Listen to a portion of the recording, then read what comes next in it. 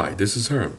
In this video, I'm going to explain to you which QQQ strike prices for the long leaps, puts, and calls that we're going to select for the beginning of the 2012 calendar trading year for the Delta Neutral model portfolio. These entry Qs, leaps, buy to open trades were made on January 6, 2012, and depending on when you are viewing this video, in 2012, you should make sure that you first review the Q's technical chart using our technical indicator settings for the latest updates. When subscribers, full members will find additional exclusive information on the members website. I'm going to also show you how on our Cotractor QQQ chart, the Yahoo Finance option prices for the January 13 leaps, strike prices, and explain the importance of having enough open interest.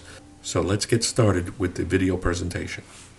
As you can see, we established that the in-the-money leap strike prices that we're going to consider are the January 13 60s puts and the 51s calls strike price, because they are currently both in the money strike prices, and the prices are part of the wide previous year swing in the calendar year, which is in this case 2011. We want to predict a relatively safe price channel for our leaps for the 2012 trading year at the beginning of the calendar year, such as now, which is in January. Yes, as the year progresses and we approach the June-July 2012 month, we may consider rolling over into new strike prices for one or both of our leaps, depending on the trading outcomes leading into those months. For example, a change in the economy or some kind of news event that influences the markets and causes a strong breakout to the upside or a dump to the downside. Now let's look at the Yahoo Finance option chains for the January 13 leaps and pay particular attention to the open interest. Open interest is the number of existing open option contracts for that particular strike price. It is safer to lean towards strike prices with ample open interest because it provides us with more liquidity to move in and out of the leaps. Let's take a look at the leap puts.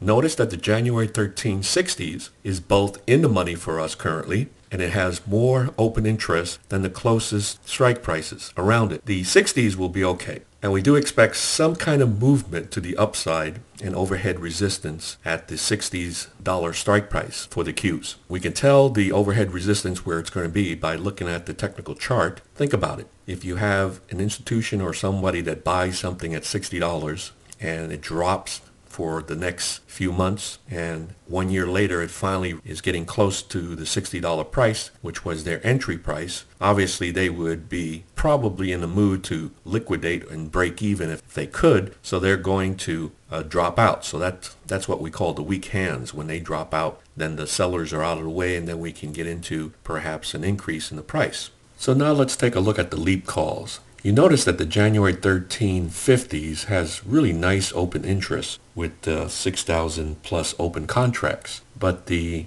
strike price is a little bit on the rich side. It's very expensive. The 51s have about 1,031 contracts of open interest, and it's a tad still on the expensive sides. So let's consider the 52s because it's cheaper and there's higher open interest, and that'll be sufficient to have a price channel to be able to write spreads. On this particular day, it's around 10 a.m. and there's more trading volume, which is a good sign. Let's make it the 52s for the January 13 leap calls as the strike price.